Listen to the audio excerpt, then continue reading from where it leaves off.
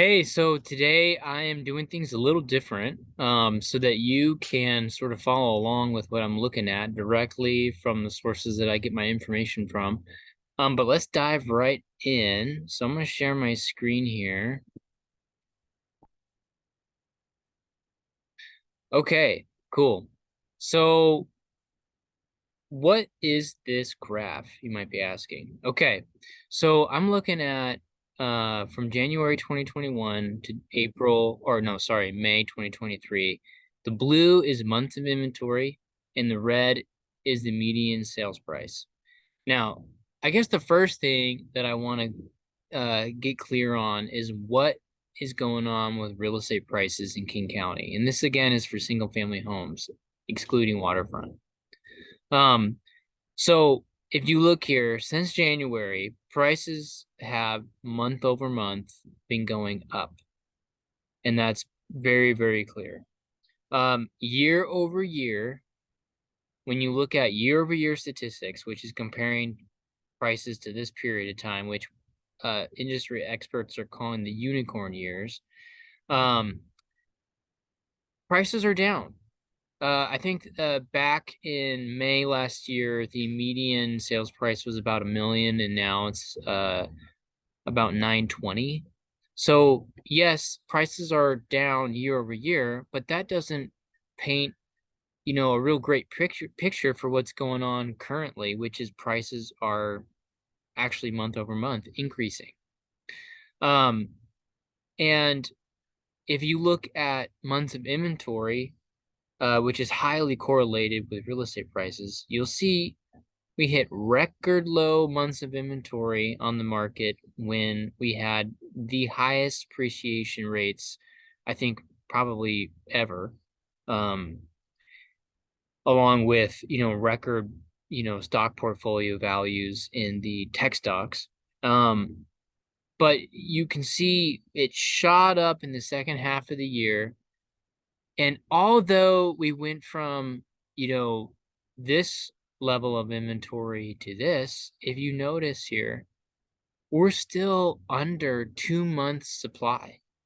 In a balanced market, we need 4 to 5 months. Maybe even 3.5 would be a lot better for our market in King County. But we have yet to really get up to a balanced supply. And yes, when interest rates moved up so quickly and prices didn't, alleviate as quick, the absorption rate for inventory started to fall, which is why you see this rise, right? Well, come the new year, you can see that the months of inventory is dropping and the prices are increasing, meaning the absorption rate, the demand is increasing, and we still don't have enough supply. Therefore, prices are going to continue to go up. It's just this is the supply and demand uh aspect of this narrative that I want you guys to understand. And this is why it's hard to answer the question, is now a bad time? Nobody likes to pay higher interest rate. Um, but because of these fundamental issues, real estate's not a bad bet in the long run in terms of price appreciation, equity, wealth building, and whatnot. I actually have a graph here. This is the median sales price for a single family home in King County over the last 10 years. And you can see it is nothing but up and to the right. So I think that what you have to do is you have to, you know, quiet the noise. We're going to have ups and downs in these cycles, but over the long run, over 5 years, over 3 years, over 10 years, real estate is a good buy. And you'll most likely, if you're worried about interest rates now, be able to refinance later, which is what I'm going to get into now. So, oh, and you know what? Actually, before I do that, because of these fundamental inventory and supply uh, issues, Zillow's latest forecast calls for home values to grow 5% in 2023. Low inventory continues to push upward pressure on prices and appreciation. So there you have it. I mean, Zillow thinks that prices are going to be up this year just because of the supply and demand imbalance. Now, here's what I want to uh, talk to you guys about when it comes to the 30-year mortgage rate. So over the last 50 years, there has been a average spread of 172 basis points between the 30-year, which is in orange, and the 10-year yield, which is in blue. So the 10-year yield goes up when inflation goes up, and 10-year yield drops when inflation cools. And you can see that 30-year mortgage rates follow this pretty closely. Well, if the 30-year and the 10-year treasury yield today was closer to the historical average spread of 172 basis points, interest rates would probably be around 5.5%, which is much better than where they are now, which is about 6.7-ish. So, and why is that?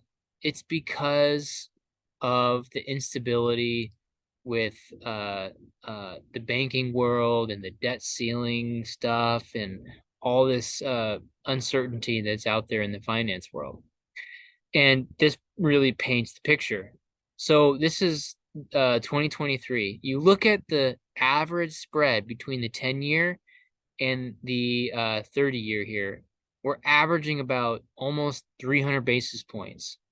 So not quite double, but pretty close. I mean, this is the uncertainty that we're seeing in our market. And if this alone, if you set aside inflation, if this alone returned back down to the normal historical average of 172 basis points and not 300 basis points, you'd see interest rates stabilize around that 5.5%, and everybody would be happy.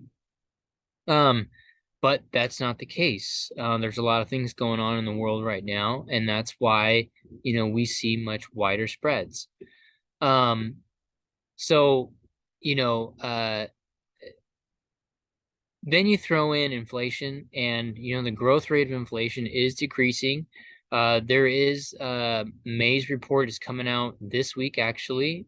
And so stay tuned for another video. I'll kind of talk about what's going on there, but you'll probably see it all over the news because inflation is really sort of the center point in all of this right now.